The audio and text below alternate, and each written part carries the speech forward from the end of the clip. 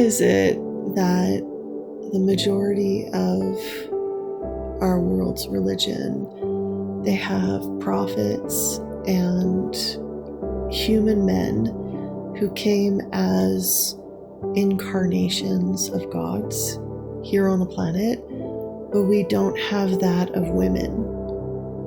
Why aren't there any major religions that said that God incarnated in a woman's body? Why is that? Why are we so focused on the health and well-being of a man's body, of taking care of his form, of thinking that he is the end-all be-all of what humanity is? Why is the woman forgotten and left out? I've been asking this question as I've been learning some new techniques in yoga, and it started with this meditation that I was doing where I was pulling energy down from my soul star chakra, the one that's above the crown, and you pull the solar energy into the body all the way down into the feet, all the way down into the ground. And then once you pull in that column of light, then you breathe in that solar energy from above the crown, and then you breathe out into every cell in your body, acknowledging that every cell, every mitochondria, every atom that makes your physical body is indeed holy and divine. And I started realizing that I'm doing this ritual and I'm trying to tell myself I'm divine, but I don't act like it. I don't behave like I'm divine. I let people disrespect me. I push my body to please others, to please my boss, to make sure everybody else is happy around me. I put my needs last. I often, when I'm in a relationship, I often let my partner override my instincts, and I defer to his. I've never met a partner that has actually seen me as a divine being, even though I've seen them as a divine being. Like every person I've been with, I have seen them as an aspect of divinity and felt so incredibly grateful that I had the opportunity to love them. But they've all discarded me, and they've all treated me as if I was evil, like I was dirty, and like I was lesser than human or lesser than divine. And it's really fascinating. I'm not alone, because I know a lot of women who feel like nobody cares about their body. And not only that, is like, as women, we are also taught not to care about our body. And we starve ourselves. We inject ourselves with terrible chemicals, and we put chemicals on our skin to make us look a certain way. We put chemicals in our hair so that it's colored, and so that makes us look more youthful. We wear shoes that cause blisters and deformities in our bones. We and then also cause issues with our hips and our back. We shame ourselves when we don't meet a beauty standard. We spend a lot of our energy making people around us happy and never asking why those people don't care about our own happiness.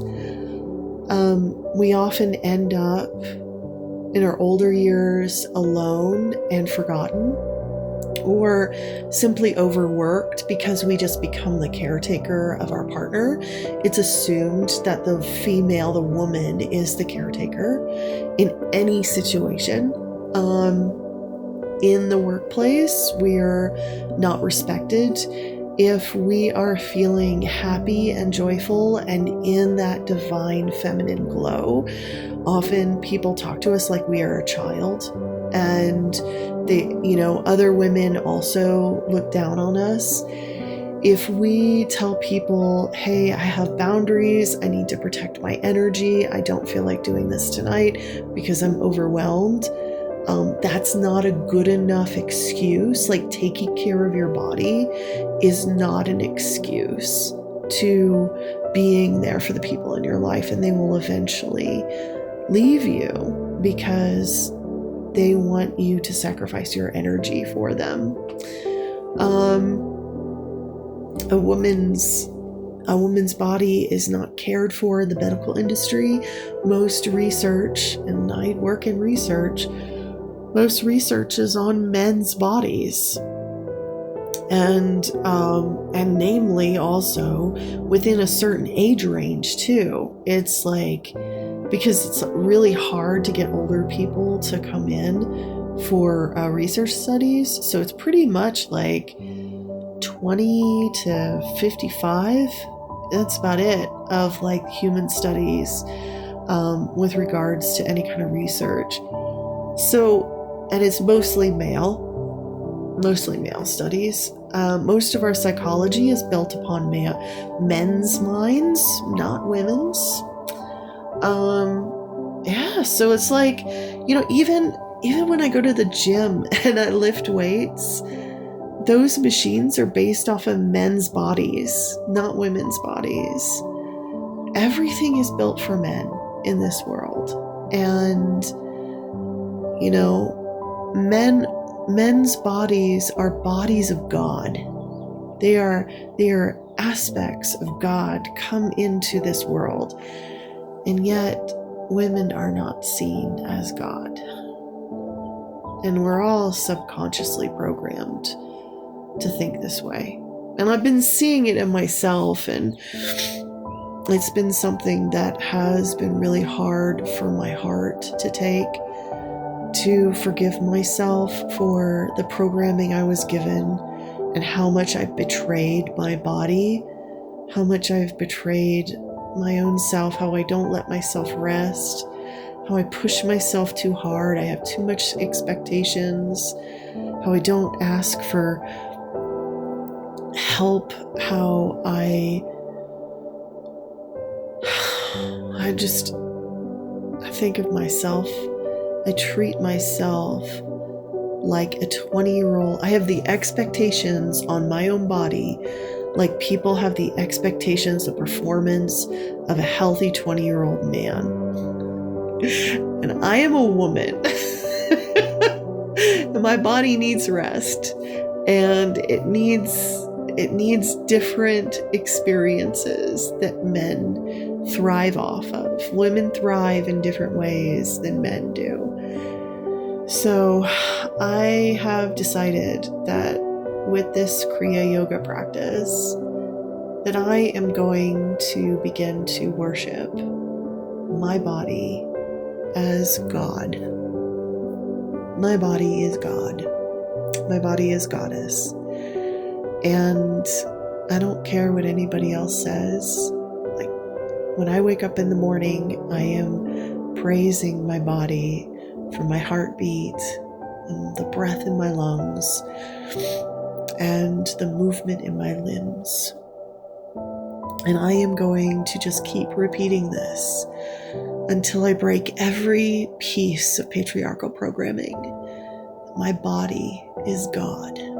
And I want to say, if you're a woman out there and you are struggling with the world, return to your body. Worship your body as the divine essence of God, of the gods here on this planet. Your body is God. Your body is Goddess. It is a piece of divinity here that is gracing this humanity. Every aspect of your body, even the parts you don't understand or maybe have been taught not to like, it is all divinity. Every cell, every atom, every breath. You are God.